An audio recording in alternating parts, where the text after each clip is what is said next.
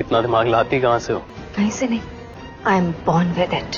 पर ये परी है कहाँ जहाँ तुम चाहती हो कि कोई और ना पहुंचे? बेसमेंट की कोल्ड स्टोरेज एरिया में बंद है।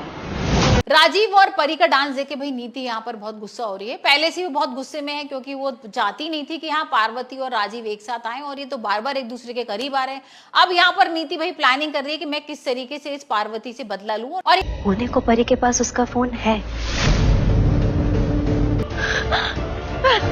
पर अभी वो डब्बा है, बेसमेंट में कोई नेटवर्क नहीं है, इसलिए परी अभी कुछ नहीं कर सकती।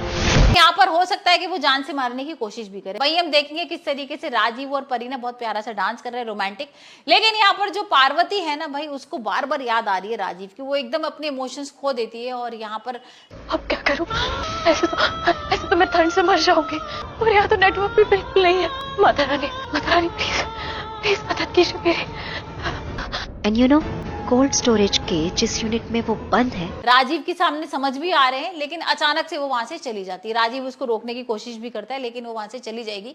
और अंबिका अब भाई भड़केगी पार्वती के ऊपर। वो उसको बोलेगी बार बार कि तुम कैसी कर रही हो यहाँ पर, तुम बदला लेने आई हो ना। वो आइस क्रिएट कर रही है। सोचो कितनी ठंड होगी ना वहाँ पर। अब वो वहाँ कुछ घंटे बंद रह जाए। और होटल स्टाफ? तुम राजीव के पास जैसी जाती हो वैसी अलग से कुछ हो जाती हो, इमोशंस अपने खो देती हो, ऐसे थोड़ा ना होता है। और तुम ये सोच लो कि जो परी है ना वो मर चुकी है, यहाँ पार्वती हो तुम पार्वती। और वो बार बार ना उसको बहुत गुस्से में बोल रही है। उनका क्या? उन्हें कुछ सामान वगैरह लेना हुआ और उन्होंने उसे खोल दिया तो?